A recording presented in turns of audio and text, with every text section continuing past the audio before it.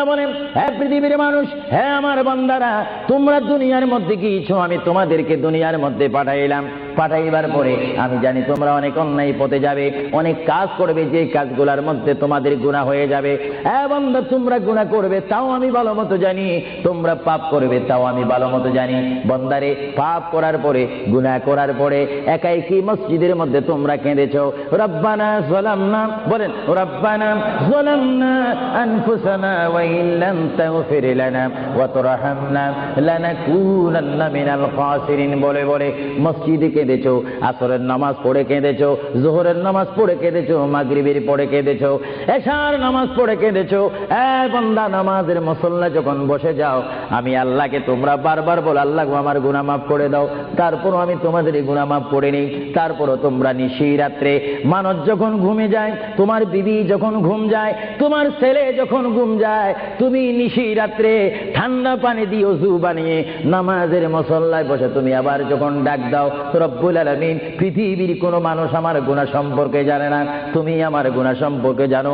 আমি এমন গুনাহ করেছি আমার বিবি জানে না, বিবি গুনাহ করেছে আমি জানি না। আল্লাহ, তুমি সব কিচ্ছু জানো। হে আমার প্রভু, তুমি আমাকে মাফ করে দাও। আমার আল্লাহ বলে, তারপরও যদি তোমাদেরকে আমি মাফ না করি, তারপরও বান্দা, তোমরা আমার রহমতের দরজা থেকে ফিরে যাইও না। আমি তোমাদেরকে হুকুম দিচ্ছি, ওয়ালাউ আন্নাহুম ইয যালামু আনফুসাহুম জাউকা, বান্দারে, যদি গুনাহ করে ফেলো, আমার রহমত থেকে মুখ ফিরিয়ে তুমি চলে যাইও না।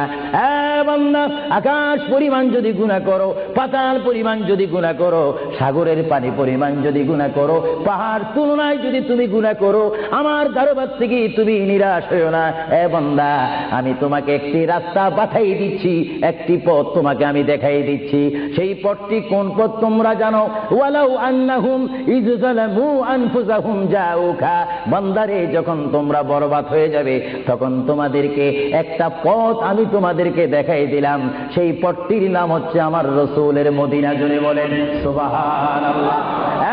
বান্দা, আমার নবীর দরবার গিয়ে কেঁদে কেঁদে তোমরা বলো, ইয়া রাসূলুল্লাহ, ইয়া হাবিবাল্লাহ, আয়াকা ইয়া রাসূলুল্লাহ।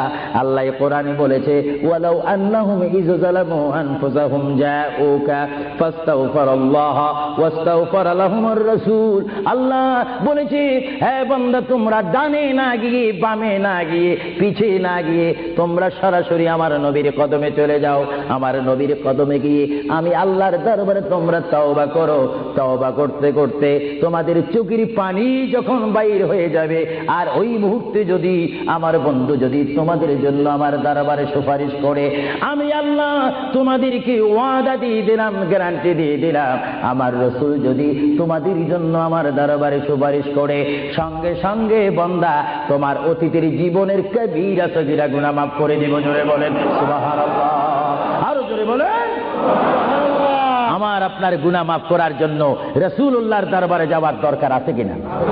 চিৎকার জীবনে আছে কিনা?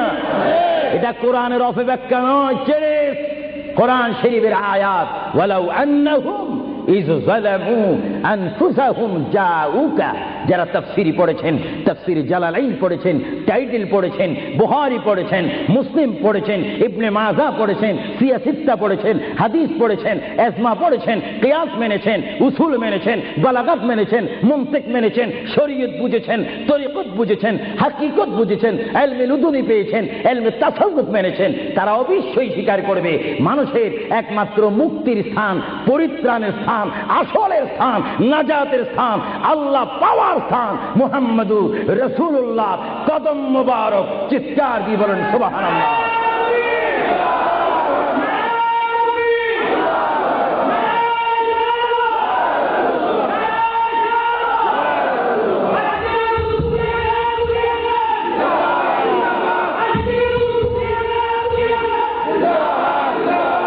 আপনারা সেই রাসূল চান কি চান না?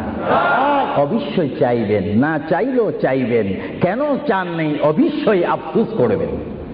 কারণ পৃথিবীতে সন্তান রয়েছে, বিবির জন্য স্বামী রয়েছে, স্বামীর জন্য বিবি রয়েছে, সন্তানের পাশে মা রয়েছে, মায়ের পাশে সন্তান রয়েছে। এটার নাম দুনিয়া। আর দুনিয়া ও মাজরাতুল আখিরা। কিন্তু মৃত্যু। এই দুনিয়া যেই দিন জীবনের সমাপ্তি বিদায় ঘণ্টা বেজে যাবে, সেই দিন সন্তান ইচ্ছা করে মায়ের পা ছেড়ে দিবে, পিতা তার মায়ের সামনে থেকে চলে যাবে, এমনি ভাবে সবাই বিচ্ছিন্ন হয়ে যাবে, সব চলে যাবে, একমাত্র সাথী হবে, আপন হবে, বন্ধু হবে, কবরের সঙ্গী হবে। সবাই বলেন মুহাম্মাদুর, আরো জোরে বলেন না মুহাম্মাদুর। আপনারা সেই রসুল চান কি চান না? সেই রসুলের চরিত্রের মধ্যে উম্মতে রক্ষা পাওয়ার গ্যারান্টি আছে কিনা?